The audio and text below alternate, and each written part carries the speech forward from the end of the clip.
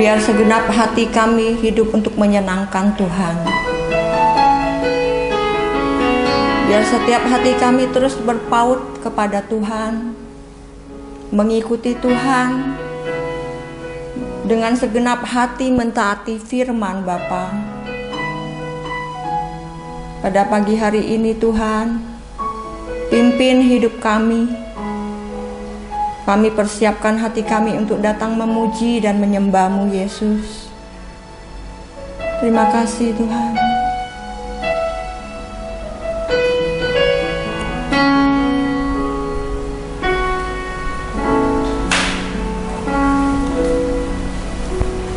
Tuhan, ku mau menyenangkan-Mu.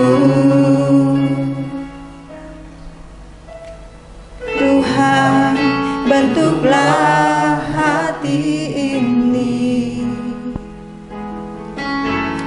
jadi bejana untuk hormat-Mu. Cemerlang bagai emas murni Tuhan. Tuhan, ku serahkan hatiku, semua ku berikan padamu. Kuduskan hingga tulus selalu, agar aku menyenangkan-Mu, menyenangkan-Mu, senangkan-Mu. Hanya itu kerinduanku, menyenangkan-Mu, senangkan hatimu. Hanya itu kerinduanku. Mari segenap hati nyatakan.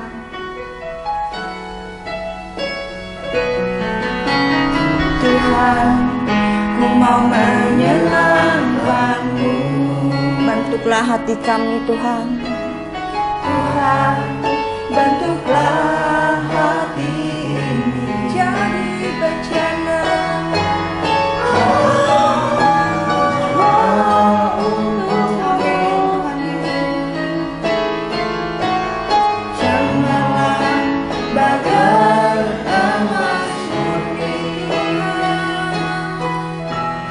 Tuhan, ku serahkan hatiku, kami berikan seluruh hidup kami. Semua ku berikan.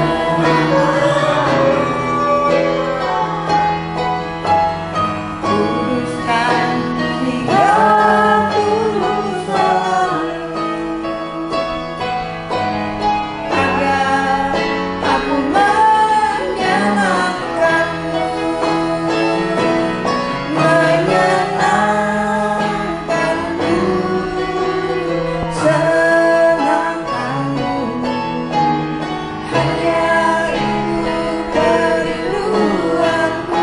Amin. Menyenangkan-Mu, senangkan hatimu. Hanya itu kerinduanku. Menyenangkan-Mu, senangkan-Mu. Hanya itu kerinduanku.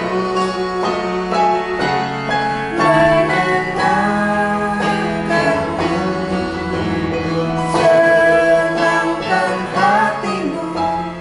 Hanya itu kerinduanku. Menyenangkan-Mu. Terima kasih Tuhan Yesus. Senangkan-Mu, Hidup kami itu menyenangkan. hanya itu kerinduan. Kami selalu rindu Tuhan Yesus. Menyenangkan-Mu,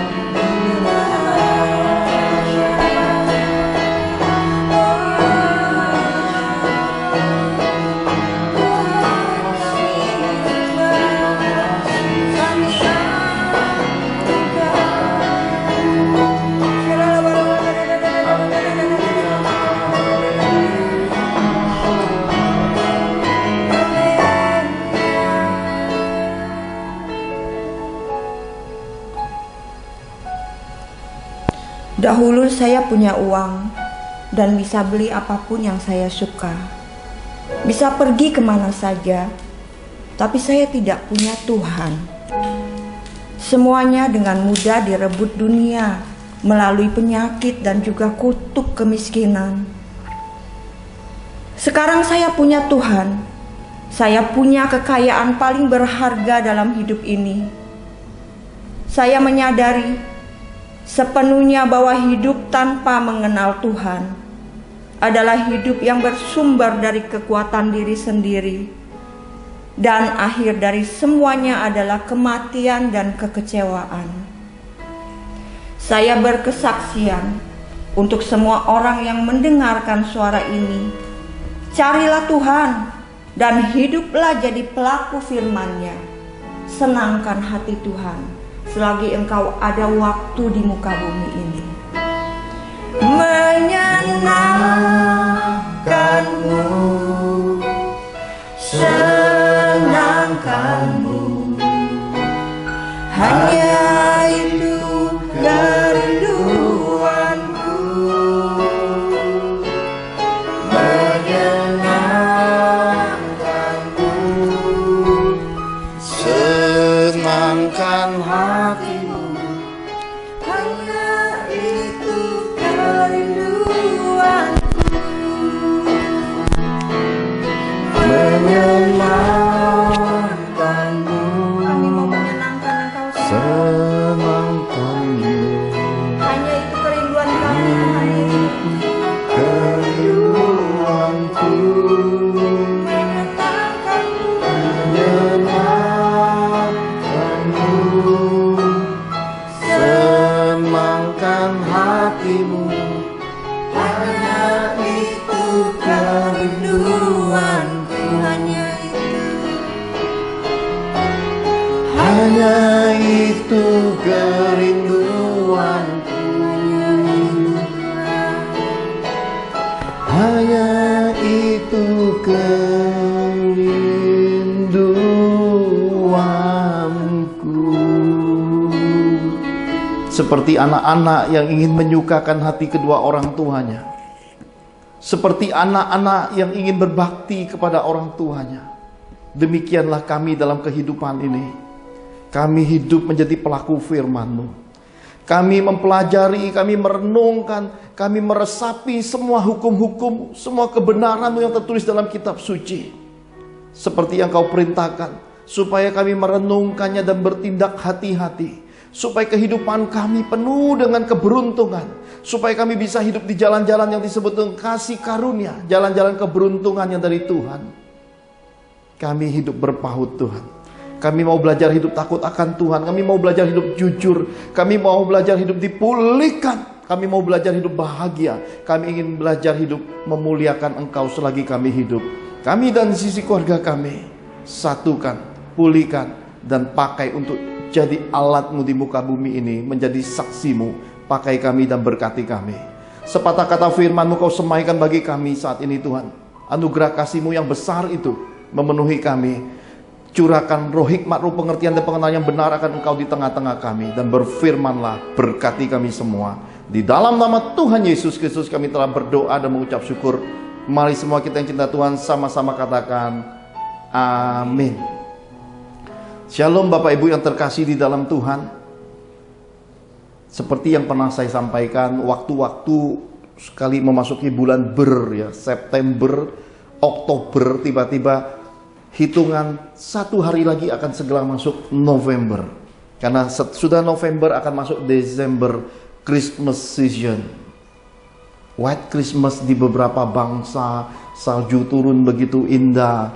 Atas Indonesia selalu Desember diwarnai dengan mendung, hujan, dan lagu-lagu Natal, lonceng-lonceng gereja. Keindahan itu pasti terdengar lagi. Meskipun pandemik ini masih berjalan, ada banyak orang juga berprasangka, banyak bangsa juga sudah mempersiapkan akan muncul gelombang terbesar, gelombang ketiga. Kita sudah diingatkan Tuhan tentang pandemi gelombang 3 COVID-19, yaitu pandemi sembat, the hidden killer. Apapun itu, Dunia akan bergejolak. Kitab suci berkata 1.000 rebah di kirimu, 10.000 rebah di kananmu.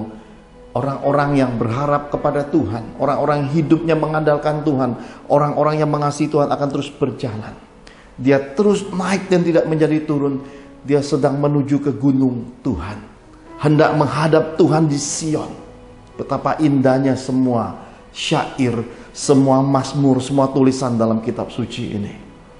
Dan ketika orang melakukan ziarah, ingat kebaikan Tuhan melalui kehidupan nenek moyang, orang tua, kakek, nenek, buyut, orang-orang yang dikasihi. Ingat semua kebaikan Tuhan di tempat ziarah di Pusara, orang-orang kita kasih, ataukah kita ziarah ke Holy Land, ataukah kita sedang ziarah ke tempat-tempat bersejarah. Ingatan akan Tuhan mendatangkan berkat.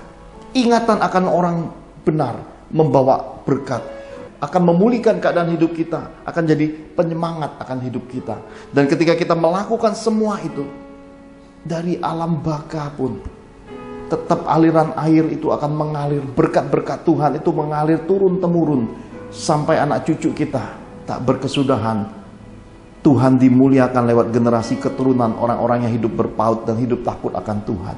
Nah, Bapak Ibu yang terkasih di dalam Tuhan, kita hari ini memasuki serial Gereja Mula-Mula Tuhan Touch yang ke-22. Hari ini temanya adalah kasih karunia atau cinta uang. Saya menuliskan tema ini menurut pesan roh. Ada tambahan menjelang mau ibadah. Tuhan ingin saya mengupas lagi tentang keberadaan mamon, uang. Untuk mengupas sebagai pembekalan iman bagi anak-anak Tuhan dengan beberapa kesaksian-kesaksian hidup. Tapi lebih dahulu mari kita bersama-sama melihat kebenaran firman Tuhan yang tertulis di dalam Kisah Para Rasul 14 ayat 1 sampai yang ke-20.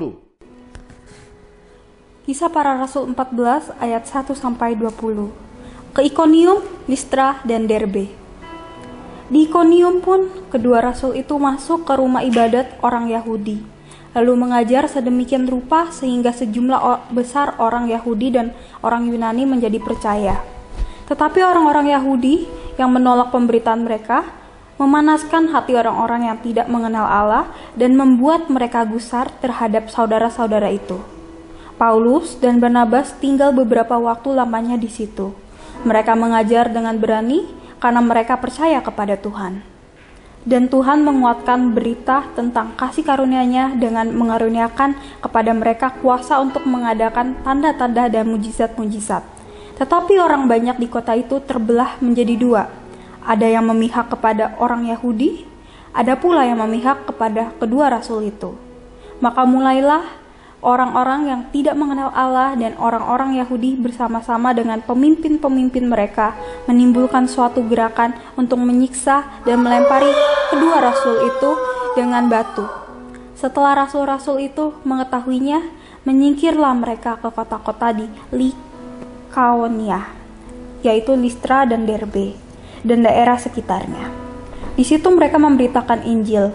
Di Listra ada seorang yang duduk saja karena lemah kakinya dan lumpuh sejak ia dilahirkan dan belum pernah dapat berjalan. Ia duduk mendengarkan ketika Paulus berbicara.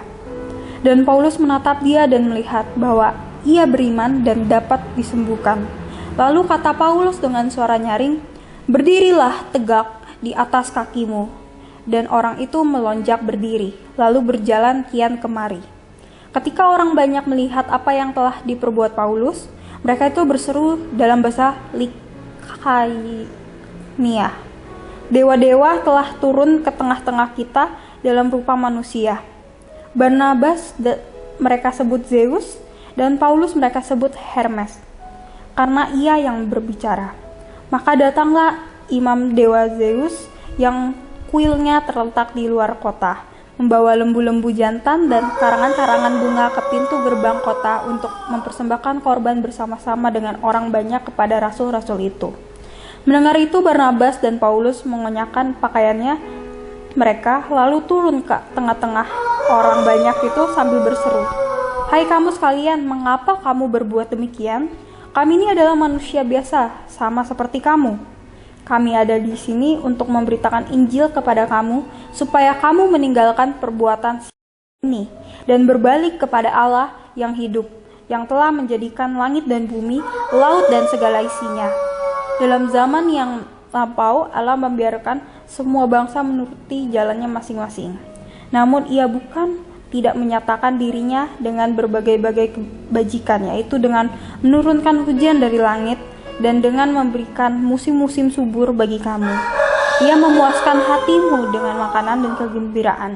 Walaupun rasul-rasul itu berkata demikian, namun hampir-hampir tidak dapat mereka mencegah orang banyak mempersembahkan korban kepada mereka. Tapi datanglah orang-orang Yahudi dari Antiokhia dan Ikonium, dan mereka membujuk orang banyak itu memihak mereka. Lalu mereka melempari Paulus dengan batu dan menyeretnya keluar kota, karena mereka menyangka bahwa ia telah mati. Akan tetapi ketika murid-murid itu berdiri mengelilingi dia, bangkitlah ia lalu masuk ke dalam kota. Keesokan harinya berangkatlah ia bersama-sama dengan Barnabas ke Derbe. Amin. Amin. Dalam kegerakan gereja mula-mula, Paulus dan Barnabas telah diutus oleh sidang para rasul di antara para jemaat yang cinta Tuhan yang ada di Antiokhia. Mereka sudah berjalan menuju ke tempat-tempat yang ditunjuk, dipimpin oleh Roh Kudusnya. Saat memasuki sedang gereja mula-mula 4:22 ini kita bisa melihat Paulus dan Barnabas singgah di suatu tempat yang bernama Ikonium. Saudara-saudara terkasih, di tempat ini hal pertama yang disampaikan oleh Paulus dan Barnabas adalah memberitakan Injil Yesus. Hal pertama yang didapat oleh orang-orang di Ikonium adalah bahwa Paulus dan Barnabas sedang memberitakan kasih karunia. Pemberitaan nama Tuhan adalah kabar baik. Kabar baik yang diresponi, kabar baik yang mendapatkan anugerah dalam Tuhan akan menjadi kasih karunia. Kasih karunia inilah yang tidak bisa dimiliki oleh semua orang, dan tidak semua orang bisa memahami kasih karunia di dalam hidup ini. Karena itu kita bisa melihat di dalam kegerakan gereja mula-mula di dalam Kisah Para Rasul 14 ayat 1-20 ini terjadinya suatu pertentangan.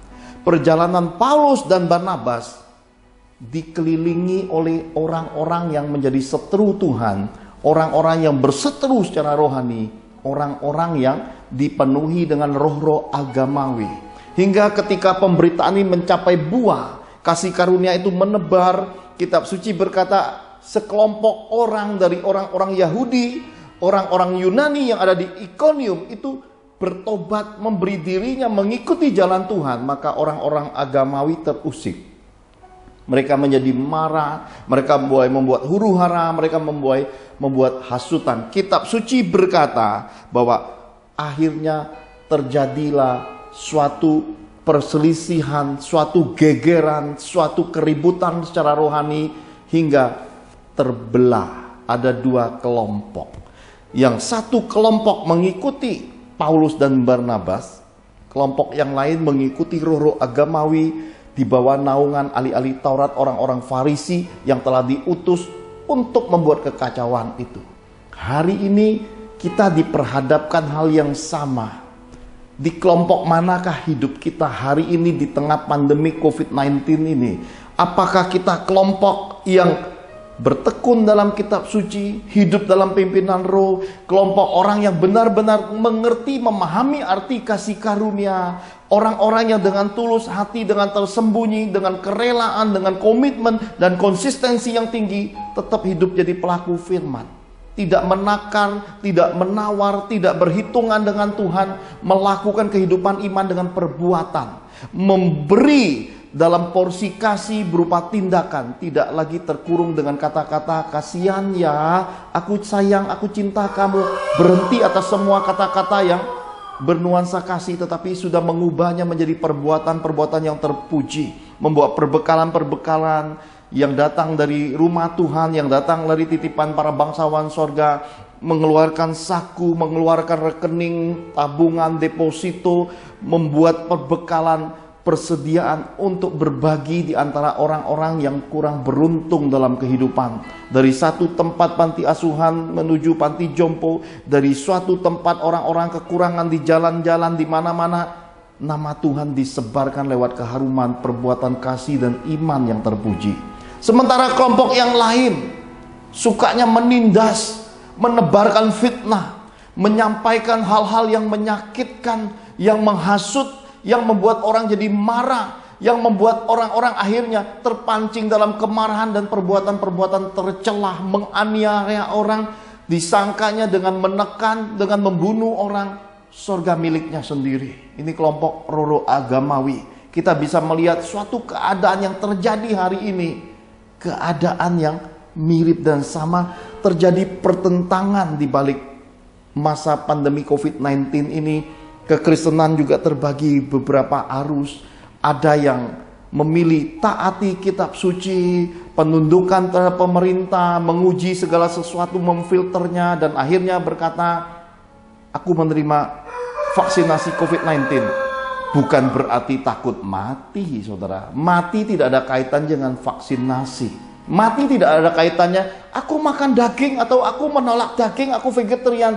Mati tidak ada urusannya dengan makanan, tidak ada urusannya dengan vaksinasi. Mati tidak ada urusannya, oh ini nggak boleh dimakan, ini boleh dimakan, dengan berbagai doktrin rohani soal makan nggak boleh, soal makan boleh, soal makan halal dengan soal makan haram. Itu tidak menjadi suatu parameter dan ketergantungan hidup matinya manusia. Hidup matinya manusia itu di tangan Tuhan. Karena itu ketika kita menyadari keadaan ini, suatu kelompok ini berjalan di dalam ketenangan. Ya sudah, ya, dengan sudah vaksin, sudah ada peduli lindungi, sudah ada sertifikat, sudah ada rasa tenang dan kepercayaan diri. Kenapa? Karena sudah tidak ada lagi pertentangan dengan peraturan pemerintah, tidak perlu lagi sembunyi-sembunyi atau ya ini itu, kemanapun melangkah dalam kemerdekaan. Demikian halnya ketika kita divaksinasi, ini tidak ada ubahnya ketika kita memberi diri kita untuk dibaptis. Kenapa? Terkadang untuk menerima hal yang jelek, fitnah, kebohongan, kita cepat percaya. Tapi untuk menerima kebenaran, dibaptis takut. Kita takut hal-hal yang bagus, kita takut hal-hal yang bawa kebenaran. Kenapa? Karena setan mengelilinginya dengan intimidasi. Sekelompok yang lain membuat arus pertentangan dan berkata, wih, vaksinasi itu adalah cairan setan, antikris. Ya. Terus didengungkan. Saya berdoa, semoga saudara-saudara seiman, semoga rekan-rekan sekerja Allah cepat memahami, cepat segera meralat ketika menyadari kekeliruan, supaya umat tidak memasuki hal-hal yang berisiko. Supaya umat Tuhan bisa dicerdaskan, didewasakan. Jangan sampai pada satu titik dengan diam-diam nanti para pengajar, para hal-hal yang bertentangan ini diam-diam melakukan vaksin, dan kemudian tidak pernah lagi sesudah dipulihkan memberitakan kepada yang masih berpegang pada prinsip dan pada pertentangan arus yang ada. Kita masih transparan hari ini. Hitam putihnya, apa yang tertutup, apa yang tersembunyi, mari kita saksikan untuk memuliakan Tuhan. Tidak perlu ditutupi karena hidup kita ini debu dan tanah. Apa yang pernah terjadi dalam hidup kita hanya dua hal. Kita terjatuh ataukah kita hidup di dalamnya. Kalau kita terjatuh bisa datang dari faktor orang lain, dari garis kutuk rumpun nenek moyang. Terjatuh bisa jadi karena ya suatu keadaan, pengaruh roh jahat, atau hipnotis orang-orang yang jahat. Ini namanya jatuh. Ketika jatuh, sadar, tinggalkan semua. Tuhan tidak ingat pelanggaran hal-hal seperti ini. Kenapa? Karena itu bukan dari diri kita. Itu semua di luar kendali hidup kita. Tuhan mengasihi orang-orang yang berbalik dari tingkah lakunya yang jahat, berbalik dari kejatuhannya. Sementara yang menikmati, yang tinggal hidup di dalam kubangan dosa, muntahan anjing, muntahan babi, cara hidup manusia lama sebelum kenal Tuhan, semua dikubangi yang sama, dinikmati lagi, kemudian ditambah 1001 dusta, pembenaran diri dengan alasan. Sedang suatu keadaan dibangun di balik tegar tengkuk, keras kepala, garang, arogan. Engkau sedang membuka kubangan lubang neraka semakin besar dalam hidupmu. Dan ketika roh intimidasi semakin menemukan celah, maka kehidupan seperti Yudas Iskariot akan merantai hidupmu. Hentikan semua keadaan ini. Ini bukan jawaban hidup, ini bukan tujuan hidup, ini bukan hal yang bermanfaat dalam hidup, kesenangan sesaat yang akan membawa kita masuk neraka.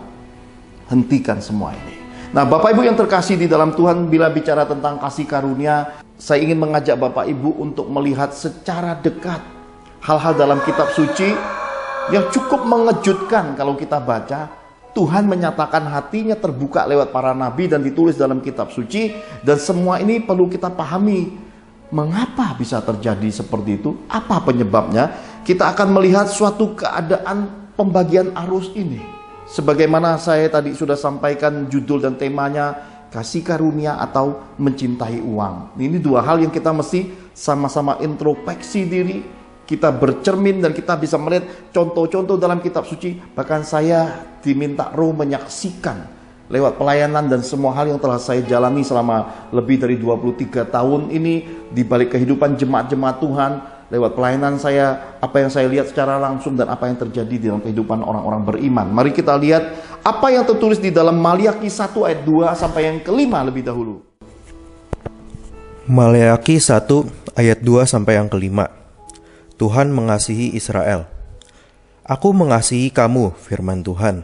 Tetapi kamu berkata, dengan cara bagaimanakah engkau mengasihi kami? Bukankah Esau itu kakak Yakub? Demikianlah firman Tuhan. Namun aku mengasihi Yakub, tetapi membenci Esau. Sebab itu aku membuat pegunungannya menjadi sunyi, sepi, dan tanah pustakanya kujadikan padang gurun.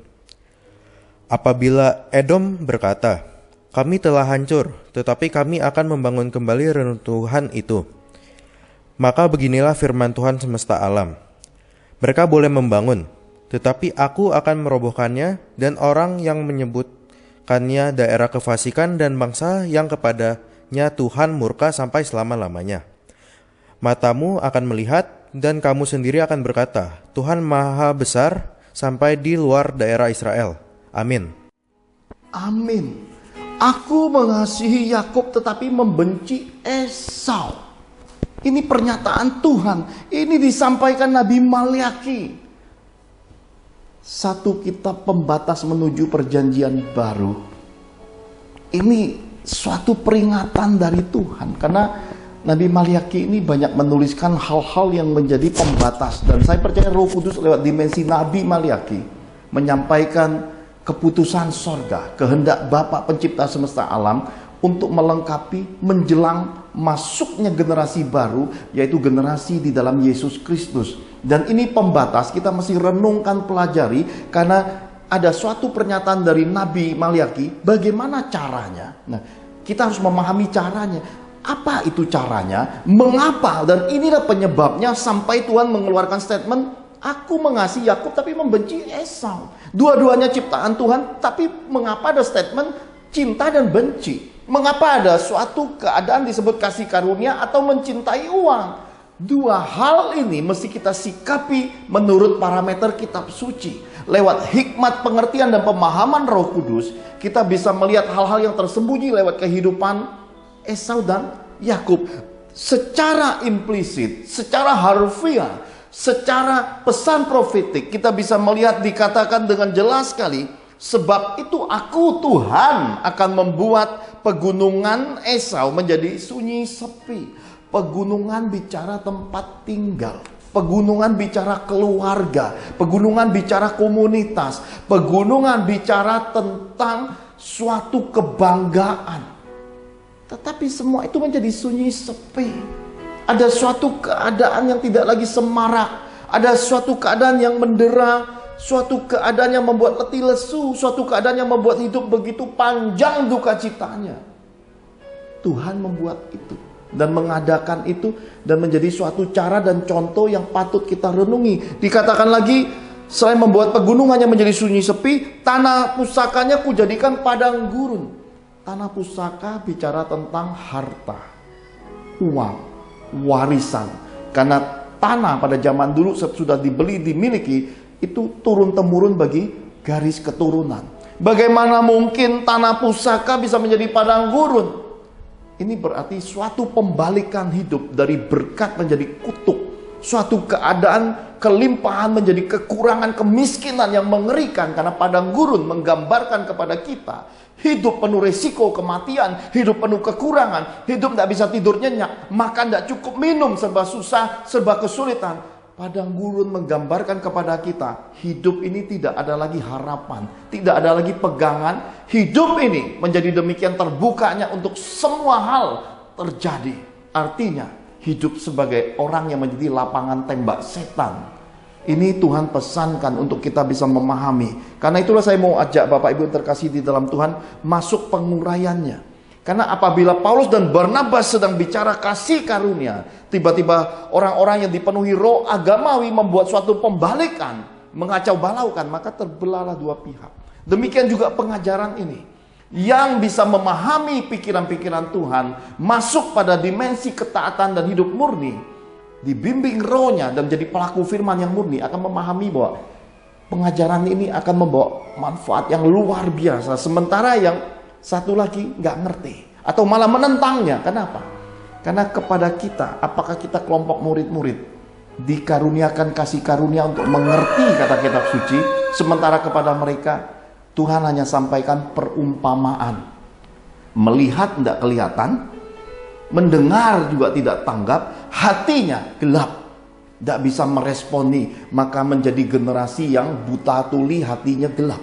Sementara yang murid-murid Yesus, pendengaran dan lidah murid diberikan, dikaruniakan, hingga menjadi seseorang yang penuh kemanisan buat diri sendiri, buat keluarga, dan dirinya menjadi duta-duta sorga, menjadi penasehat, menjadi penolong, menjadi orang-orang yang menyampaikan berkat Tuhan bagi banyak orang di muka bumi. Saya berharap dan berdoa, pesan peringatan roh ini kita pahami sama-sama, supaya kita bisa melihat lebih luas jurang kasih karunia dan juga jurang yang memisahkan antara mencintai uang, karena uang adalah mamon, penguasa dunia ini. Karena dengan mencintai uang kita sudah menjadi sama dengan dunia ini, serupa, maka kita membuat diri kita dibenci Allah. Karena dengan demikian kita sudah menolak sorganya, kita sudah menjadi diri kita bagian dari kumpulan orang-orang yang akan masuk di dalam lautan api yang tidak terpadamkan itu. Saya mau ajak saudara melihat lebih dekat. Karena apa? Karena kita akan menemukan suatu pernyataan. Mengapa Yakub memiliki kasih karunia Allah? Sampai Tuhan begitu mengasihinya. Karena tadi statement awal dikatakan Allah mengasihi Israel. Bukan dengan judul Allah mengasihi Yakub, bukan. Kenapa? Karena Israel adalah nama yang diubahkan. Israel adalah orang yang bergumul, orang yang bergulat dengan Allah, memenangkannya dan menjadi suatu warisan turun-temurun. Dia disebut Allah Bapa, Allah Anak, Allah Roh Kudus dalam dimensi Allah Abraham, Allah Ishak, Allah Yakub.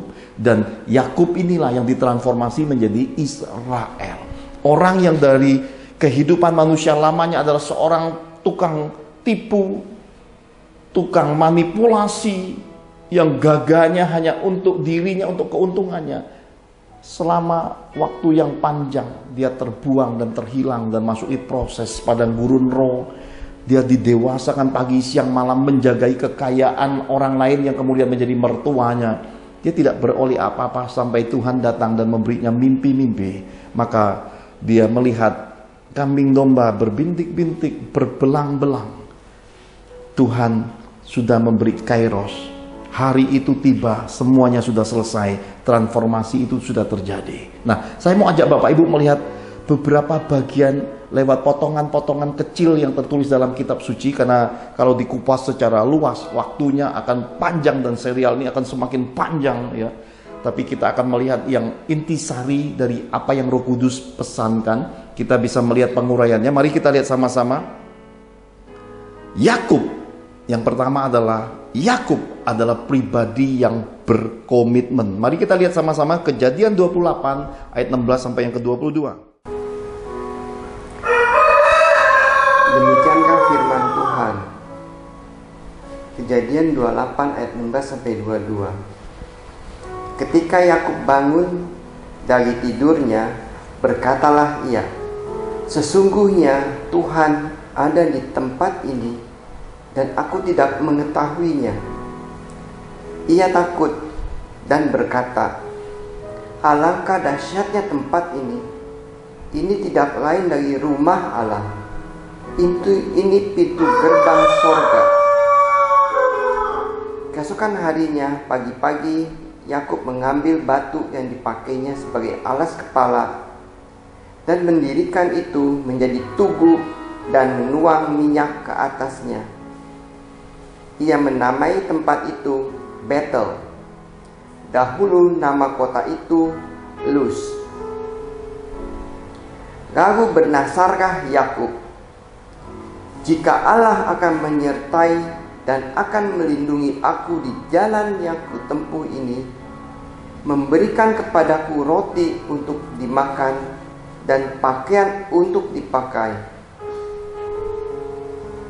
sehingga aku selamat kembali ke rumah ayahku, maka Tuhan akan menjadi Allahku. Dan batu yang kudirikan sebagai tugu ini akan menjadi rumah Allah. Dari segala sesuatu yang engkau berikan kepadaku, akan selalu kupersembahkan 1/10 kepadamu. Demikianlah firman Tuhan. Amin. Amin. Bapak Ibu yang terkasih di dalam Tuhan, pemuda yang gagah perkasa yang dicintai papa mamanya ini terbuang oleh kuasa dan kasih dan kehendak Tuhan. Kenapa? Karena semua yang terjadi di dalam kehidupan ini tidak pernah kebetulan. Ada rencana Tuhan dalam hidup kita. Tuhan sudah menata hidup kita dan segala hal yang terjadi seizin Tuhan. Semua pemulihan yang kita alami itu karena Dia Bapa yang baik. Dan ketika kita memasuki seperti seorang Yakub, hidup berkomitmen. Kenapa? Karena ada pembatasnya. Dia berdiri di satu tempat yang bernama Luz. Malam itu dia tertidur. Kenapa? Karena seperti kita, hidup ini kita banyak sekali kekalahan. Kita lost dalam hidup ini. Ada banyak loss dalam hidup kita. Ada banyak kesakitan, ada banyak kekurangan, ada banyak cerita masa lalu. Tapi Tuhan membuat suatu tempat menjadi pembatas. Disitulah loss, disitulah kita tertidur, disitulah kita melupakan semuanya, kesulitan kita, pelarian kita, segala hal perbuatan-perbuatan yang membuat kita menjadi malu di masa muda kita. Di situ kita dibuat Tuhan rest in the spirit, resting in the spirit. Kita beristirahat di hadiratnya. Di situ kita sedang tertidur dan Tuhan sedang datang di dalam hidup kita. Dan ketika Dia berdiri, hal-hal yang disebut mimpi supranatural terjadi. Yakub melihat tangga dari langit ke bumi, malaikat turun naik. Suatu keadaan yang selama ini dia dengar lewat kisah dari kakeknya Abraham. Dia dengar kisah ini dari papanya Ishak, dari orang tuanya, dari neneknya, dari neneknya. Kisah-kisah yang disebut dengan kisah-kisah rohani ini sekarang datang langsung di dalam hidupnya lewat suatu dimensi yang disebut mimpi. Dan ketika dia terjaga, kitab suci berkata suatu statement yang luar biasa. Alangkah dahsyatnya tempat ini. Ini tidak lain dari rumah Allah. Ini pintu gerbang sorga. Di pintu gerbang sorga kuserahkan hidupku. Di pintu gerbang domba ku sujud bertelut. Anak domba Allah yang duduk di tahta, Dialah yang terima pujian. Ketika Tuhan memberi saya penglihatan ini di tempat ini, ketika kegerakan Sipkit Ministry gereja itu berjalan, saya melihat suatu pintu gerbang. Seseorang di dalam tubuh, di luar tubuh saya melihat rupanya, saya kenal siapa dia, bersujud dan memasuki gerbang ini. Dan ketika dia bersujud bertelut, kemuliaan Bapa menaunginya dan memberi nama pelayanan itu Sheep Gate, pintu gerbang domba. Ketika Tuhan memerintahkannya berbalik jadi berkat untuk kembali ke muka bumi ini, dia melihat suatu batu yang bertulis Yeremia 33 ayat 3. Kalau saudara melihat logo dari pelayanan ini, ada suatu batu putih yang terbalik kalau lihat dari luar, maka saudara harus masuk ke dalam baru bisa membacanya. Lagu yang sama adalah ternyata lagu yang datang dari kehidupan pengenalan pribadi seorang Yakub di hadapan Tuhan, yaitu suatu mezbah Betel. Dia mendirikan tugu batu, menuanginya dengan komitmen, menyatakan kepada Tuhan, apapun yang kamu beri mulai hari ini, in this time, every giving, all giving. Inilah yang dimaksud dengan kasih karunia, suatu kesadaran we are nothing.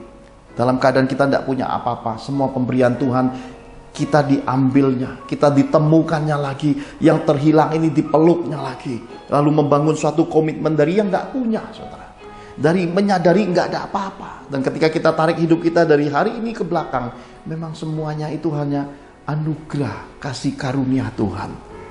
Yakub berkata, 1/10 kupersembahkan kembali kepadamu. Ternyata rumpun Israel mengikuti jejak ini, dan kita mengenalnya dengan istilah persepuluhan. Pada mulanya persepuluhan itu milik Tuhan, tapi di dalam perjalanan kehidupan yang semakin menjauh dari pengertian dan kebenaran firman, persepuluhan menjadi milik oknum-oknum rohani. Persepuluhan yang semestinya dibawa menuju ke rumah-rumah, panti jompo, panti-panti asuhan, perbekalan menolong banyak orang. Perbekalan ini dikelola untuk kehidupan para full timer, imam-imam Tuhan. Di dalam prakteknya terjadi pelencengan, akhirnya menjadi suatu kesempatan dan rasa kepemilikan, membeli semua hal duniawi menjadi serupa dengan duniawi. Inilah yang dihujat di akhir zaman ini. Saya ingin kita semua kembali menyadari bahwa semua itu adalah kepercayaan Tuhan. Jangan melakukan apapun tanpa mendengar perintah roh. Jangan mengambil keputusan untuk diri sendiri. Jangan mengelola keuangan Tuhan dengan keegoisan. Karena semua yang dari Tuhan harus kembali ke Tuhan untuk memuliakan Tuhan. Komitmen ini dipegang oleh seorang Yakub. Karena komitmen inilah kasih karunia pintu sorga yang terbuka. Itu masih terus ada sampai generasi anak cucunya ribuan tahun. Dan hari ini kalau kita berangkat ke Holy Land, ke tanah Israel, kita masih bisa melihat kasih karunia itu masih menjadi pagar yang kuat bagi garis keturunan Yakub.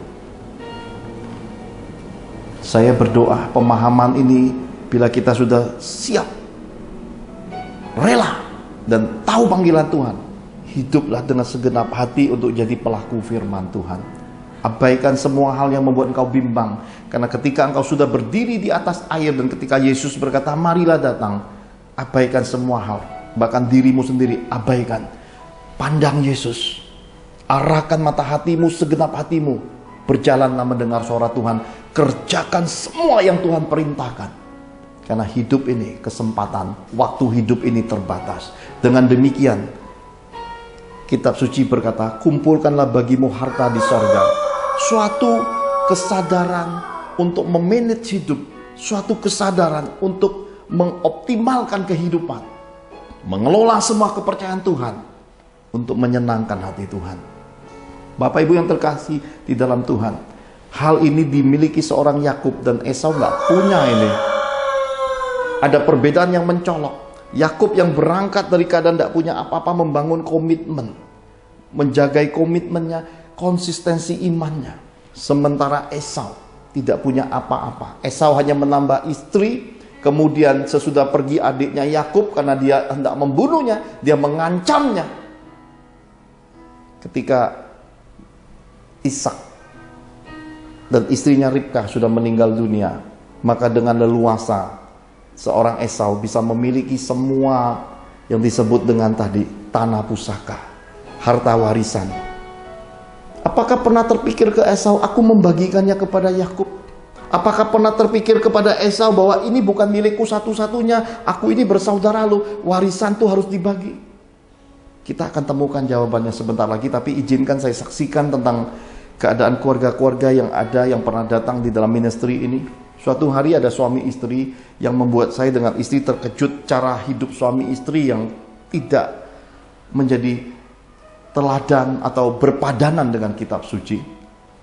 Si suami terikat dengan uang, dan si istri hidupnya terus-terusan banting tulang. Karena suami berkata, nih aku kasih uang sekian, cukup nggak cukup, kamu cukupkan dirimu, cukupkan semua. Jadi Suaminya tiap bulan dapat gaji itu sudah diambil, dikasihin. Istrinya pontang-panting dengan uang yang memang tidak akan pernah cukup itu. Nyari kerjaan lagi, nambah lagi. Dengan segala hal coba untuk cari tambahan. Ya, supaya anaknya bisa sekolah, bisa lesin anaknya, beras di rumah tersedia. Seperti ini berjalan. Si suami eksentrik, tinggi besar, putih, kumisnya bagus, ganteng. Sedangkan si istri kumel, udah kayak pembantu saat itu. Dan ketika saya pandang ini, ketika mereka konseling, saya dengan istri pandang-pandangan. Ya, kalau Arafik kan nyanyinya pandangan pertama. Ya, itu kan bikin orang jatuh cinta. Kalau ini, waduh, kaget ya. Saya sama istri pandang-pandang. Saya dengan istri menjalani kehidupan yang berbeda. Kenapa? Karena Tuhan sudah pesankan kepada saya sejak awal saya menerima kasih karunia Tuhan. Saya tidak menyentuh keuangan. Meskipun keputusan-keputusan yang Tuhan perintahkan saya mengambil bagian kebijakan, tapi saya tidak menyentuh secara fisiknya. Kenapa? Hanya dititipi saja. Sejak ada perkawinan yang Tuhan beri dalam hidup saya, semua hal saya serahkan ke istri 100%. Pak Johan 100.000. Jadi istri saya dapat 100%, saya dapat 100.000. Karena itulah di kantong saya sejak saya menikah dulu. Hanya ada 100.000. Dan ini masih sampai hari ini, 10 tahun sudah istri saya meninggal, masih berjalan cara hidup seperti ini. Saya berbahagia, saya bermegah. Kenapa? Karena saya jagai komitmen Tuhan ini. Lalu saya ajarkan suami istri itu kehidupan yang seperti itu tidak akan ada berkat Tuhannya. Karena ketika suami istri tidak sepadan, tidak ada kuasa doanya. Ketika keuangan itu menjadi celah, kita tidak cinta Tuhan kita, tanpa sadar mencintai uang, maka Tuhan kita terganti jadi uang. Lalu saya ajarkan mereka cara finansial surga. Kemudian kehidupan suami istri ini dipulihkan, diberkati. Kayak kehidupan ekonominya naik dan diberkati. Dia punya seorang mama, saya sudah saksikan di beberapa serial khotbah, bahkan di MP3 audio saya saksikan bagaimana ketika mamanya didera sakit gula, saya tumpang tangan, jatuh dan dia merasa jempolnya yang membusuk, yang bau sekali itu dipegang-pegang. Dia berkata, ada yang pegang. Itu malaikat, kata anaknya. Bukan, itu Pak Johan, katanya. Kata anaknya, enggak mungkin Pak Johan mau pegang jempolmu yang busuk itu loh. Sembuh, tapi karena suatu keadaan bimbang, busuk lagi, dan suatu saat datang lagi kerja, saya tumpang tangan, jatuh, reban, nimpak ke kursi, dan sejak hari itu semua kakinya yang membusuk itu mengering dan sembuh. Dan mama yang sudah usia ini, ya, mama mereka, mertua mereka, seorang wanita janda yang sudah usia ini, tinggal di rumah yang cukup besar, rumah yang dijadikan kos. Kehidupannya adalah menerima dari hasil sewa kos. Lalu Roh datang kepada saya dan berkata, nak, beritahukan ke wanita ini agar dia menjual uangnya, menghentikan semuanya untuk menikmati hari tuanya, dan dari hasil penjualan rumah itu setengah belikan rumah dekat dengan anaknya, dengan mantu dan cucu-cucunya, setengahnya lagi depositokan sebagai kehidupan bulanannya. Saya ini kan orang luar Tuhan, masa saya suruh nasihatkan kekayaan dan keuangan orang? Tuhan berkata, engkau bicara, dia akan memahami. Itulah kehidupanku, kasih karuniaku, kata Tuhan. Itulah kehidupan yang aku atur, yang aku tuntun, kata Tuhan. Jadi saya beranikan diri bicara sama anak-anak dan mantu-mantunya. Lalu mereka berkata, silakan Pak, sampaikan langsung. Jadi saya bicara dan puji Tuhan, si Oma kita sebut, si Oma mentaati Tuhan, menjual rumahnya, laku cukup lumayan, hitungan miliar-miliaran. Lalu setengah uang itu dia belikan rumah yang di dekat anak-anak dan mantu dan cucu-cucunya, sebagian lagi dia depositokan ke bank. Hidupnya berjalan, dia senang, sukacita, nggak ada lagi beban, seperti suatu keadaan hidup yang merdeka. Kenapa? Butuh uang tiap bulan datang, belum habis sudah datang lagi bunganya. Hidupnya ada pembantunya, jadi dia nggak ngurusi lagi manusia-manusia yang sewa-sewa, yang kontrak-kontrak, yang kos-kosan itu. Dia menikmati hidup hari tuanya. Dan tiba-tiba suatu masa Tuhan bicara sama saya lagi, karena Oma ini sudah sangat usia. Lalu Tuhan bicara sama saya, nak, sampaikan pesan ini. Saat nanti aku ambil dia, tanyakan kepada dia, dia mau anak-anaknya itu akur ataukah berantem dia. Lalu saya tanya, tante, nanti kalau tante pulang sorga, tante mau anak-anak tante, kebetulan anaknya ada 2, maunya gimana? Apakah tetap dalam kasih karunia Tuhan akur-akur, atau tante pergi dadakan lalu mereka berantem? Kenapa? Karena yang tante tinggalkan tuh uang. Karena sifat mencintai uang akan memecah belah persaudaraan. Cinta uang akan menghancurkan persaudaraan. Cinta uang akan membuat segala hal jadi kejam dan sadis. Cinta uang membuat orang kehilangan nalar. Kebutuhan akan uang membuat orang bisa memaksa saudara, menekan saudara, bahkan berbuat tega kepada saudara kandungnya sendiri. Lalu dia berkata, tante mau anak-anak, mantu-mantu, cucu-cucu tante akur, biar tante pulang surganya tenang, Pak Johan. Gimana caranya, Pak Johan? Lalu Roh Kudus bilang sama saya, panggil anak cucu mantunya bicara, nanti kirim utusan, ajarkan caranya bicara. Saya tanya, bicara apa Tuhan? Sampaikan seperti ini wasiat warisanku. Tuhan memberi wasiat dan warisanku. Maksudnya Tuhan ajarkan. Jadi dibikin suatu momen, si oma manggil 2 anak laki-lakinya, mantu-mantunya, cucu-cucunya. Lalu yang saya sampaikan oleh pimpinan roh, ini dengar ya, nanti kalau mami meninggal dunia, semuanya bagi 2. Rumah dijual bagi 2. Deposito mami bagi 2. Perhiasan mami bagi 2. Kalian jangan berantem ya. Rekamannya ada di video gereja. Siapa sangka setelah menyampaikan semua itu, hanya berapa lama, hanya hitungan minggu, si oma ini meninggal dunia. Dan ketika terjadi kedukaan itu, saya melayani prosesi rumah duka sampai penguburannya. Anak-anaknya tadinya mau kremasi oleh pimpinan roh. Tuhan berkata, jangan. Kenapa? Karena rumpun sejarahnya, maminya ini yang paling kenal Tuhan dan bisa jadi cermin untuk refleksi kedua anak kandungnya, 2 saudara laki-laki ini. Lalu saya bilang begini, jangan dikremasi. Lalu kenapa Pak Johan? Ini pesan Tuhan.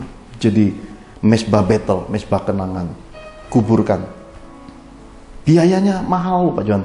Ya, biayanya mahal, tapi mamimu meninggal, itu ada warisannya, uang deposito dan rumah dan perhiasan. Seberapa sen banding kremasi, jarak biayanya nggak terlalu jauh. Akhirnya mereka taat, mereka kuburkan. Dan di dalam perjalanan pembagian warisan saya nggak ikutan ya. Saudara jangan berpikir Pak Johan ngikut ngurusin harta warisan orang, nggak akan pernah ya. Karena apa? Karena saya hanya mengerjakan bagian-bagian sampai titik batas yang Tuhan perintahkan. Lalu di dalam perjalanan hendak membagi rumah warisan, terjadi sedikit perselisihan kakak adik.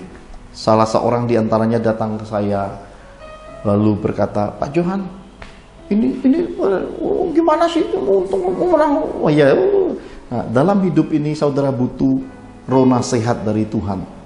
Karena itulah Nabi Yesaya berkata, Tuhan Yesus penasehat yang ajaib. Hamba-hambanya yang benar-benar punya Yesus akan punya nasihat yang ajaib buat hidup saudara. Nasihat-nasihat itu akan membuat saudara tenang dan saudara akan tahu itu solusi dari Tuhan. Lalu saya berkata, tidak apa-apa, beda-beda sedikit 500 juta jual aja. Nanti Tuhan akan punya cara memberkati hidupmu. Kamu ngalah, kamu dapat hak kesulungannya. Dan yang datang ke saya ngalah ya. Dan saudara tahu, pembagian warisan itu berjalan mulus, tidak ada sedikit pun silang sengketa, persaudaraan mereka kuat akur. Dan saya ingin bertanya hari ini, apakah mereka menyadari semua ini? Apakah Tuhan berutang dengan semua perkataan dan nubuatan Pak Johan? Lihat hari ini Tuhan membangkitkan anak putrimu, salah seorang dari anakmu yang paling besar, udah menjadi seseorang yang menghasilkan finansial di hidup keluargamu. Itu bukan kamu. Kenapa? Karena kalau saudara sadari dengan pasti, nggak ada bakat anakmu untuk masuk dunia itu. Dunia entertain yang menghasilkan uang yang cukup bagi engkau dan keluargamu, hingga engkau bisa melihat hidup yang berbeda hari ini. Dan ketika engkau menyadari semua itu, sadarilah, seorang Pak Johan, engkau hitung, engkau takar dalam hidupmu, engkau tidak bisa balas kebaikan Tuhan yang disalurkan lewat Pak Johan. Dan Pak Johan tidak pernah sekalipun mengungkitnya ataukah memperhitungkannya. Karena semua ini disaksikan untuk pembelajaran umat menyadari kasih karunia dengan mencintai uang akan membuat suatu pemisahan persaudaraan pada waktunya nanti. Karena itu saya berdoa, kesadaran ini dimiliki orang-orang hidup, orang-orang beriman selagi hidup, supaya perihal harta-harta warisan, hati yang bijaksana harus mendasarinya. Mari kita lihat jawabannya yang tadi. Apakah Yakub dapat warisan? Apakah Esau membagi warisannya? Kita lihat sama-sama supaya apa? Supaya kita bisa paham jurang pemisah antara kasih karunia dengan cinta uang ini pada akhirnya mengerucut dengan pernyataan aku mengasihi Yakub dan membenci Esau. Kejadian 32 ayat 7 sampai 13. Demikianlah firman Tuhan, Kejadian 32 ayat 7 sampai 13. Lalu sangat takutlah Yakub dan merasa sesak hati. Maka dibaginyalah orang-orangnya yang bersama-sama dengan dia, kambing dombanya, lembu sapi, dan untanya menjadi 2 pasukan. Sebab pikirnya, jika Esau datang menyerang pasukan yang satu sehingga terpukul kalah, maka pasukan yang tinggal akan terluput. Kemudian berkatalah Yakub, "Ya Allah, nenekku Abraham dan Allah ayahku Ishak, ya Tuhan, yang telah berfirman kepadaku, pulanglah ke negerimu serta kepada sanak saudaramu, dan aku akan berbuat baik kepadamu. Sekali-sekali aku tidak layak untuk menerima segala kasih dan kesetiaan yang engkau tunjukkan kepada hambamu ini. Sebab aku membawa hanya tongkat ini waktu aku menyeberang sungai Yordan ini. Tetapi sekarang telah menjadi 2 pasukan. Lepaskanlah kiranya aku dari tangan kakakku, dari tangan Esau, sebab aku takut kepadanya. Jangan-jangan ia datang membunuh aku, juga ibu-ibu dengan anak-anaknya. Bukankah engkau telah berfirman, tentu aku akan berbuat baik kepadamu dan menjadikan keturunanmu sebagai pasir di laut, yang karena banyaknya tidak dapat dihitung. Lalu bermakamlah ia di sana pada malam itu. Kemudian diambilnyalah dari apa yang ada padanya suatu persembahan untuk kakaknya, yaitu 200 kambing betina dan 20 kambing jantan, 200 domba betina dan 20 domba jantan, 30 unta yang sedang menyusui beserta anak-anaknya, 40 lembah betina dan 10 lembu jantan, 20 keledai betina dan 10 keledai jantan. Demikianlah firman Tuhan. Amin. Amin. Bapak Ibu yang terkasih di dalam Tuhan, kita bisa melihat suatu kesimpulan di dalam catatan kitab suci yang tersirat. Esau memiliki warisan Ishak dan Ribka. Semua kekayaan itu dikatakan seperti pegunungan dan tanah pusaka. Di mata Tuhan itu jahat hingga Tuhan memperhitungkan semuanya jadi kutuk. Karena itu dia mengasihi Yakub, karena Yakub masih berpegang dengan prinsipnya, komitmennya. Aku dulu berjalan cuma 1 tongkat, gak punya apa-apa. Dalam hidup kita mesti ingat, terkadang masa muda kita nggak punya apa-apa. Ketika kita sekolah, ketika kita kuliah, terkadang Tuhan izinkan kita nggak punya apa-apa. Masa muda kita nggak pegang uang, bahkan mau makan aja butuh yang namanya kiriman uang saku dari orang tua, bahkan orang-orang sekitar kita. keadaan itu harus diingat terus. Karena itu mesbah battle hidup kita. Disitulah losnya kita. Disitulah kita harus menyadari semua itu adalah kasih karunia Tuhan. Hari itu, hari di mana Tuhan menyertai kita. Kairos inilah yang mesti dimiliki di masa depan, in the future. Saat inilah kita mesti menyadari kasih karunia Tuhan itu, bahwa semua ini adalah pemberian. Maka ketika Yakub tidak menerima warisan itu, kenapa? Esau dengan serakah mengambilnya dan tidak pernah memperhitungkannya kepada adiknya. Dan kita tahu bahwa selain serakah, Esau masih menerima pemberian Yakub, saudara terkasih.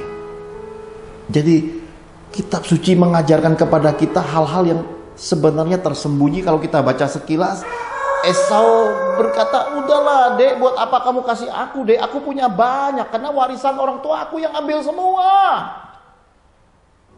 Tapi Yakub tahu tabur tuai, kasih sayangnya bukan hanya untuk memberi Esau sebagai ucapan syukur kepada Bapa di sorga. Mengalah. Kenapa? Orang mengalah itu sesak hatinya, saudara. Karena orang yang mengalah dalam kasih, mengalah karena perintah Tuhan, itu sesak hatinya. Kitab suci berkata itu malam di mana akan terjadi pergulatan antara Yakub dengan malaikat Tuhan. Dan yang ketiga yang mendasari Yakub menerima kasih karunia adalah karena Yakub mendengar suara Tuhan, karena Yakub mentaati Tuhan. Kita bisa melihat dengan jelas sekali bagaimana Yakub berdoa, ya Allahku, nenekku Abraham dan Allah ayahku Ishak, ya Tuhan yang telah berfirman kepadaku. Lihat, dalam doanya dia mengingatkan Tuhan tentang janji Tuhan, pesan Tuhan, tentang suara Tuhan. Pulanglah ke negerimu serta kepada sanak saudaramu, dan aku akan berbuat baik kepadamu. Tuhan menyatakan kehendaknya atas Yakub. Yakub ketika sesak hati, Yakub ketika tertekan, stres, susah tidur, dan malam itu membuat malam yang tidak tenang, dia datang pada Tuhan mengingatkan Tuhan akan janjinya. Bukan hanya sebatas ingat-ingatan. Yakub akhirnya mengambil, kalau Esau itu mengambil harta, warisan, pegunungan, tanah pusaka papa mamanya, dia tambahkan lagi. Kenapa? Karena barang siapa punya dia diberi hingga dia berkelimpahan. Yakub punya suara Tuhan. Yakub punya hati mentaati Tuhan. Yakub mendengar suara Tuhan. Yakub memilih mengalah. Orang besar itu hatinya mengalah. Orang yang cinta Tuhan itu hatinya bijaksana. Orang yang cinta Tuhan itu berhikmat. Dia serahkan lagi persembahan kepada kakaknya Esau. Dan kemudian di kemudian hari di sorga sudah ada suatu kesimpulan. Tuhan menyampaikan hatinya pada generasi yang masih hidup lewat Nabi Maliaki. Aku mengasihi Yakub dan membenci Esau. Dan rumpun garis keturunannya dipisahkan, dibedakan sampai hari ini. Kita yang masih hidup di generasi ini bisa melihat jejak-jejak itu semua masih iya dan amin. Bahkan kalau saudara pergi ke Holy Land, ke Israel, tanah-tanah yang dikutuki Tuhan Yesus, celakalah Korazim, celakalah Betsaida, ada tanah-tanah yang dikutuk. Sampai hari ini di Israel, tanah-tanah itu masih tanah-tanah yang tandus, tanah-tanah yang murah, yang tidak ada harga, tidak ada pembangunan, tidak ada kemajuannya dibanding tanah-tanah Israel yang bagian-bagian yang diberkati Tuhan. Jadi kalau kita bisa menerima kasih karunia Tuhan, jangan pertukarkan kasih karunia ini dengan mamon, dengan cinta uang, dengan perebutan, dengan serakah. Milikilah hati seperti Yakub yang isinya menjadi pelaku firman, berkomitmen, konsisten di dalam iman dan perbuatannya, dan selalu memilih jadi orang yang dewasa, mengenal Tuhan dengan cara hidup yang mengalah dan melihat hari-hari hidup di masa depan. Itu yang terpenting, saudara terkasih. Oleh karena itu kita bisa melihat segala kekayaan kitab suci ini. Sejak serial gereja mula-mula diajarkan kepada kita lewat kehidupan Adam dan Hawa, kejatuhannya, kemudian munculnya jubah ruah Elohim, sampai hari ini kita bisa melihat suatu kesinambungan pengajaran kehidupan firman yang kalau saudara pahami, saudara telaah, saudara akan terhibur. Kenapa? Kalau hari ini warisan keluargamu, warisan orang tuamu dikangkangi, direbut oleh saudara-saudara kandungmu, direbut oleh pihak keluargamu, saudara tinggal datang kepada Tuhan dan mengingat Tuhan akan janji-janji Tuhan. Tuhan pasti punya cara yang ajaib, akan memberi kesempatan bagimu, garis keturunanmu, untuk menerima lewat cara Tuhan. Dengan cara Tuhan yang ajaib, engkau akan melihat kasih karunia itu lebih berharga daripada semua yang diperebutkan di muka bumi ini, saudaraku. Orang-orang yang taat kepada Tuhan, yang hidup sebagai pelaku firman, hidupnya di masa tuanya, bahkan anak cucunya dibedakan. Karena itulah hiduplah jadi orang yang tahu budi, bisa menempatkan hidup berdampingan, hidup sepenuhnya tenggelam di dalam kebenaran firman Tuhan, maka engkau tidak akan pernah dikecewakan. Maka jeripayamu di dalam Tuhan di masa tuamu, engkau akan dengan tersenyum kembali datang ke tata kasih karunia, ke rumah Bapa yang ada di sorga. Haleluya. Nah, setelah kita melihat kehidupan Yakub, bagaimana Yakub menerima kasih karunia itu, yang kedua, ketika di Derbe, ketika di Listra, kitab suci berkata ada seorang lumpuh ketika Paulus dan Barnabas sedang menyatakan kabar baik kasih karunia itu. Ketika dipandang orang yang sejak lahirnya lumpuh ini, ternyata dipandang punya iman. Ternyata, ya saudara-saudara terkasih, ternyata tidak semua orang bisa disembuhkan. Karena kitab suci berkata ketika dipandang orang ini punya iman, harus didasari iman, baru mukjizat di dalam pelayanan. Gayung bersambut, Tuhan bekerja di antara rekan sekerjanya yang mempunyai karunia, itu bisa memanifestasikan kuasa dan karunia dan kesembuhan lewat mukjizat-mukjizat Tuhan apabila si penerima juga punya iman, percaya, dan mau sepenuhnya meresponi. Jadi haus lapar akan Tuhan itu penting sekali di dalam kehidupan orang-orang beriman. Kenapa? Karena kita bisa melihat bahwa kitab suci sudah pesankan semua itu. Jadi sesudah orang lumpuh sejak lahir ini berdiri dan langsung saudara, ya, suatu kumpulan yang riuh, tepuk tangan yang luar biasa karena orang-orang melihat keajaiban terjadi. Orang lumpuh sejak lahirnya bisa berdiri lagi, bisa berjalan, ya. Kemeriahan itu kemudian mereka ambil. Bagaimana cara mereka mengambilnya? Paulus dan Barnabas mereka angkat, mereka sanjung, mereka letakkan persembahan, lalu mereka berkata, dewa-dewa sudah turun di tengah-tengah kita.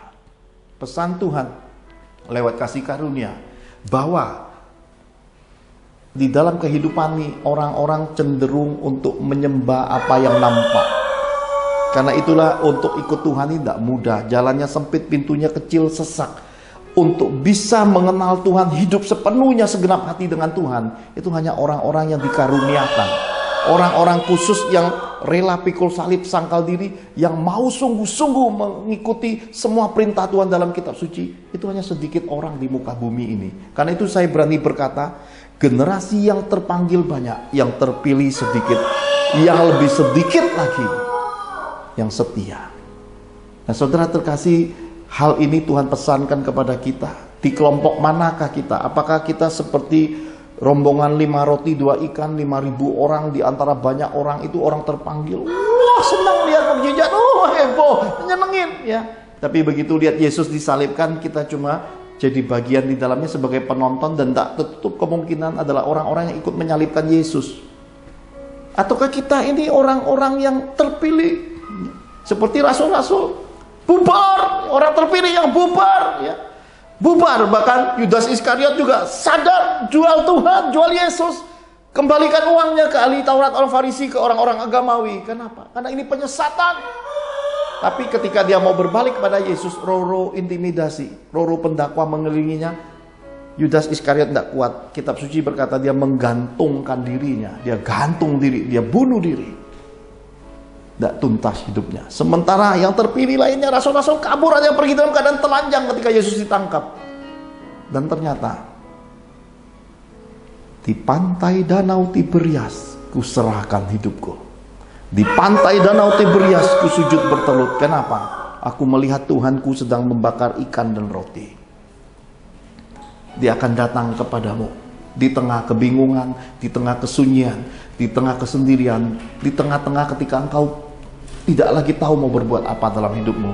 Kalau Tuhan punya rencana, dia pasti datang kembali padamu.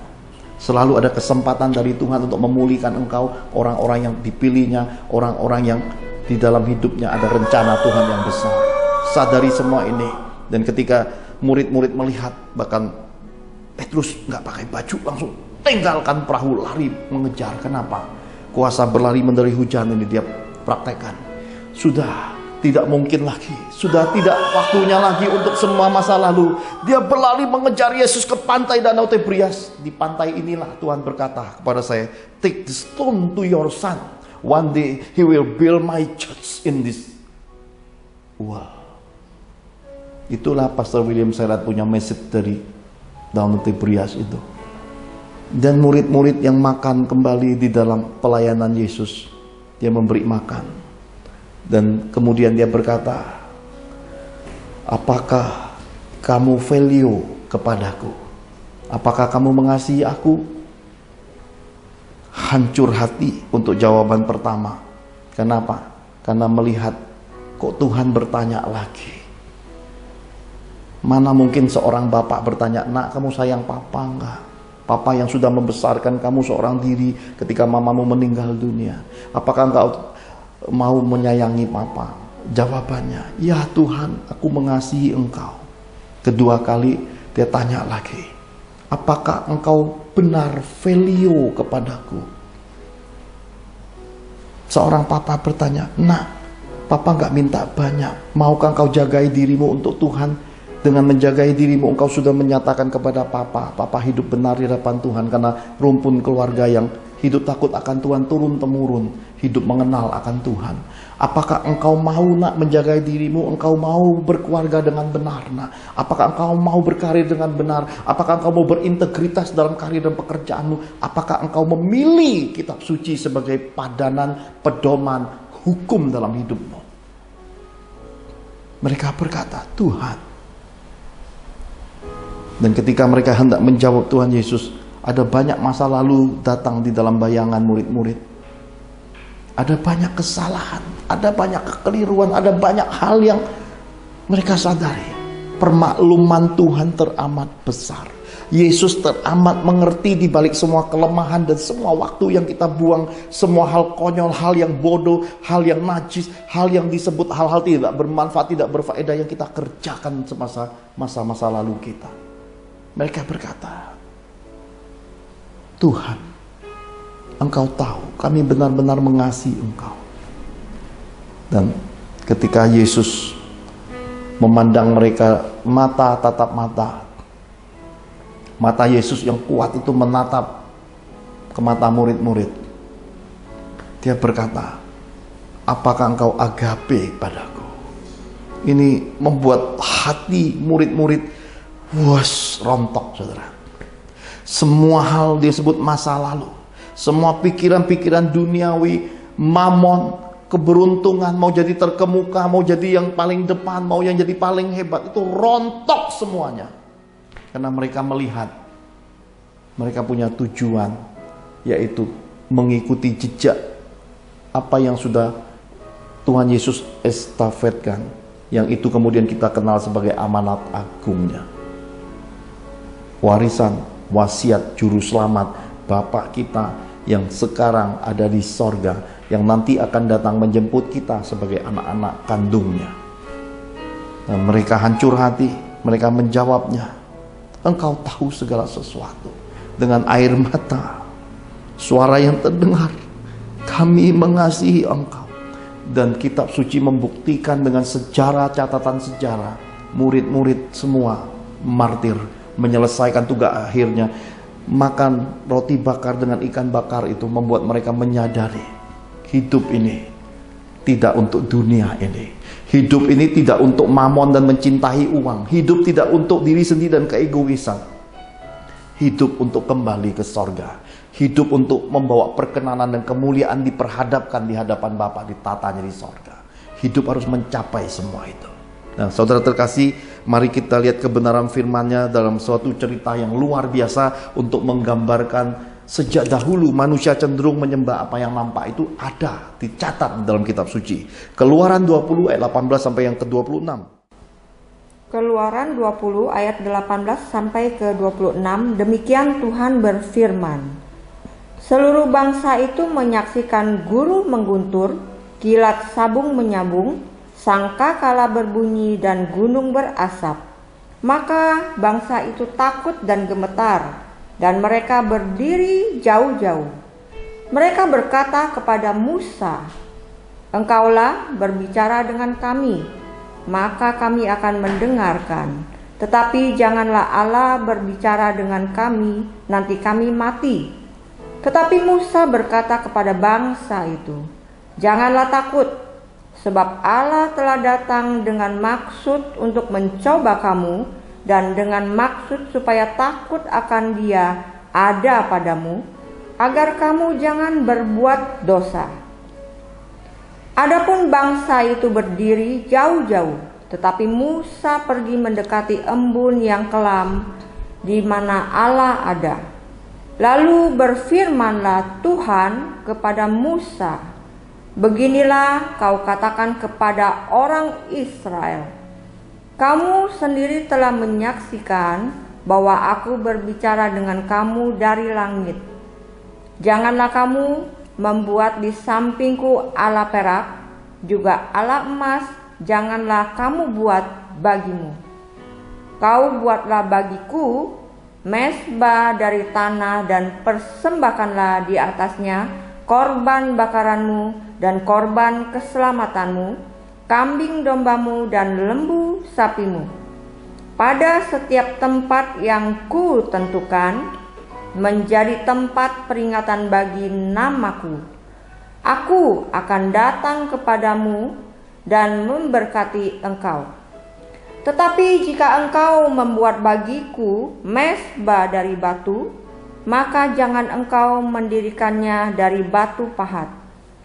Sebab apabila engkau mengerjakannya dengan beliung, maka engkau melanggar kekudusannya. Juga jangan engkau naik tangga ke atas ke mezbahku, supaya auratmu jangan kelihatan di atasnya." Amin. Amin. Saudara terkasih, Tuhan memperdengarkan hukum-hukumnya. Tuhan memberi kesempatan bangsa Israel untuk melihat ketika Tuhan bicara langsung. Karena manusia cenderung mau menyembah apa yang nampak, Tuhan menyatakan penampakan, dan baru suaranya yang mengguntur, menggelegar. Bangsa Israel ketakutan, gemetar. Kitab suci berkata, mereka datang pada Musa. Mereka berdiri jauh-jauh. Lalu mereka berkata kepada Musa, "Engkaulah berbicara kepada kami, maka kami akan mendengarkan." Jadi mereka ingin ada nabi, ada rasul, ada penginjil, ada pengajar, ada gembala, ada penghubungnya antara Tuhan dengan mereka. Kenapa? Karena mereka takut melihat penampakan Tuhan. Jadi saudara mesti menyadari, kalau Tuhan yang tidak nampak itu menampakkan diri, manusia belum tentu kuat untuk menghadapinya, dan belum tentu siap untuk menerima keberadaan Tuhan, karena suaranya aja menggelegar, mengguntur, dan menakutkan sekali. Maka orang-orang Israel berkata, "Tapi janganlah Allah berbicara dengan kami, nanti kami mati." Jadi Tuhan pesan, saudara. Kenapa? Orang-orang jadi ketakutan. Kenapa? Karena Tuhan tuh kalau menampakkan diri, dia bukan patung, dia bukan dari kayu, dari emas, dari logam, dia bukan buatan manusia yang disembah. Dia pencipta semesta alam, dia pencipta manusia. Karena itulah jangan salah menyembah. Kalau kita menyembah buatan tangan manusia, apa bedanya kita dengan yang pembuatnya?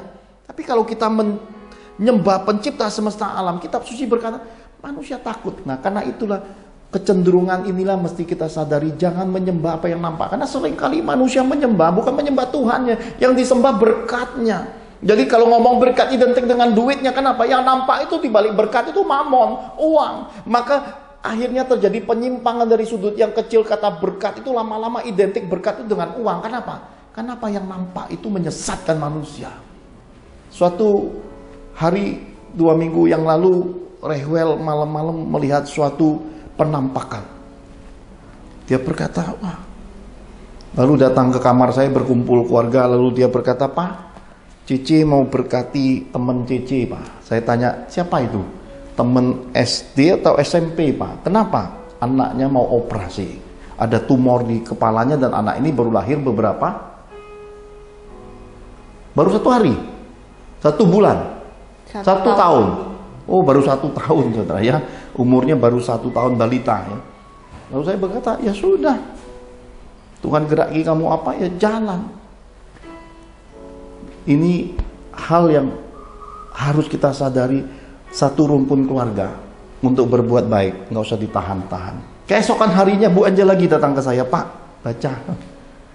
Lalu saya lihat, ya, seorang relasi yang bukan di dalam kekristenan berkata sama Bu Angel di WA-nya, bilang, Bapak, saya butuh bantuan, besar kecilnya terserah karena adik saya mau operasi miom. Lalu saya suruh Bu Angel digerai berapa, transfer lah. Saudara jangan menghubungi Pak Johan, ya. Kenapa?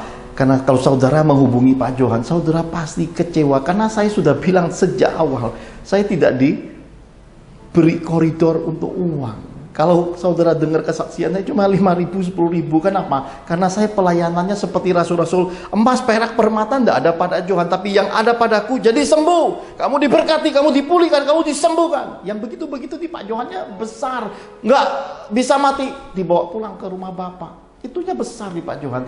Baik orang miskin, orang kaya, baik hamba Tuhan terkenal maupun yang hebat-hebat, semuanya Tuhan beri kesempatan saya melayani dan semua itu buahnya nyata.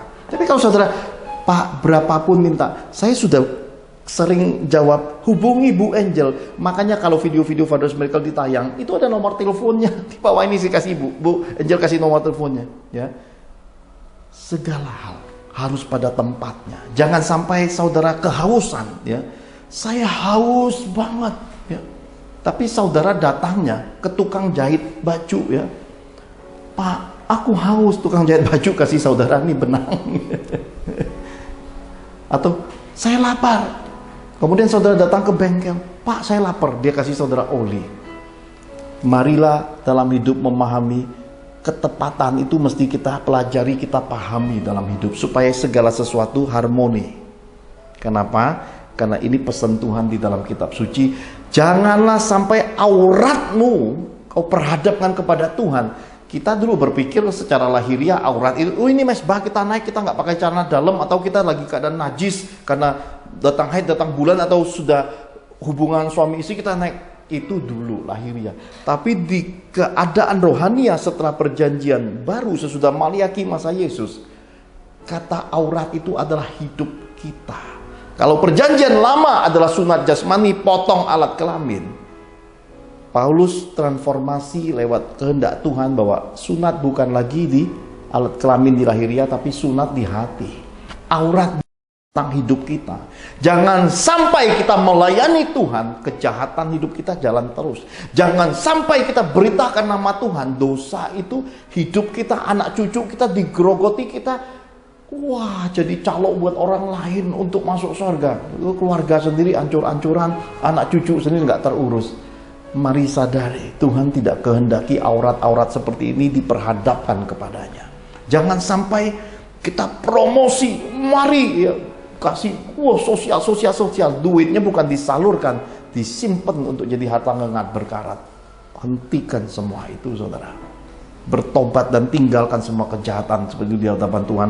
Karena Tuhan sudah pesankan, bukan apa yang nampak lagi, tapi sesuatu yang sudah menyatu dalam hidup kita, diri kita, kepribadian kita. Mari transparan, mari hidup jujur, mari hidup terbuka, dan mari hidup untuk diberkati Tuhan. Saudara terkasih, saudara bisa bohongin semua orang, tapi saudara tidak akan bisa bohongi Tuhan. Bahkan ketika sesi konseling, ada anak-anak Tuhan bilang, Tuhan boleh tahu, manusia nggak tahu. Tapi Tuhan tahu, dan tapi juga Pak Johan kok tahu ya? Karena saya mendengar suara Tuhan, karena saya hidup dalam pimpinannya, hidup menurut perintah-perintahnya. Jadi apa yang dia nyatakan saya bisa lihat, apa yang ditunjukkannya, baik itu masa lalu, hari ini maupun masa depan, saya juga bisa lihat. Hidup sebagai hamba Allah yang diberinya kasih karunia. Semua kasih karunia itulah yang bisa jadi saluran berkat ketika saya melayani Bapak Ibu, saudara-saudara jemaat Tuhan, gereja-gereja Tuhan di berbagai kota dan berbagai bangsa. Oleh karena kasih karunia inilah, hari ini saya juga menyampaikan pesan-pesan Tuhan ini, kiranya jadi berkat. Saudara terkasih, mari perbaiki mesbah hidupmu. supaya mesbah Betel ini di tanah Luz, di mana kita pernah punya masa lalu, pernah buat sesuatu yang kurang baik, tidak dikenan Tuhan, melanggar firman, tidak memenuhi kewajiban di dalam kehidupan orang beriman. Ini pembatas. Selesaikan dengan komitmen nasar yang tidak engkau bayar, komitmen yang sudah engkau ucapkan. Mari kembali pada titik kasih mula-mula Yesus ini.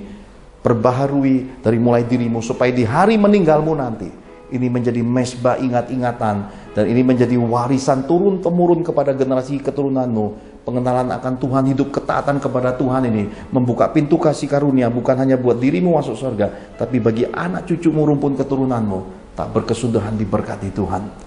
Haleluya. Mari kita akhiri ibadah online ini. Pastor William Serat akan tutup dalam doa dan doa berkat-berkat Bapa Surgawi. Mari kita angkat kedua tangan kita sama-sama di hadapan Tuhan.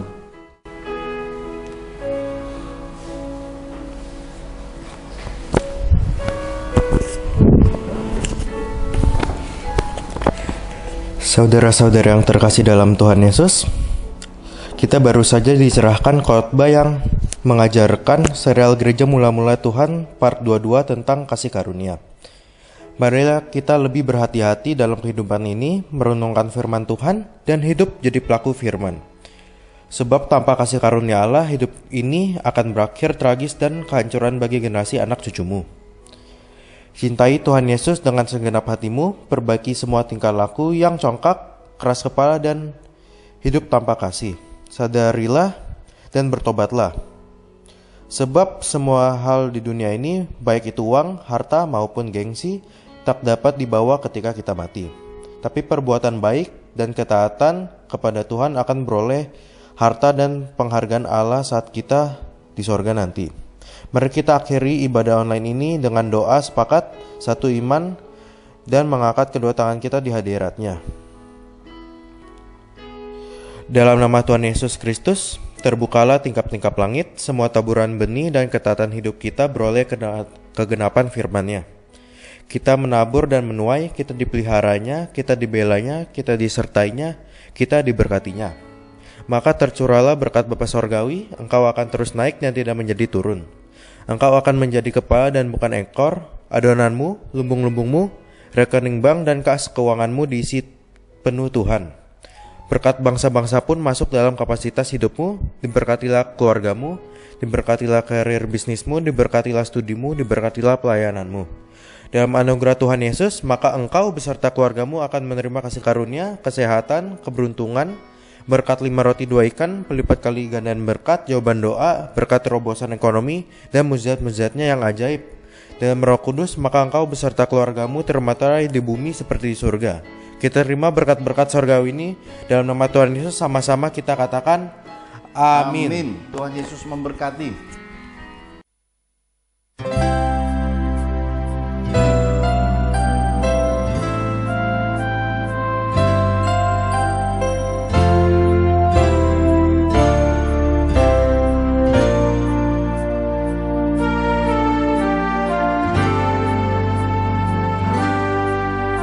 Tiada Allah yang seperti Engkau, tiada Tuhan seperti-Mu.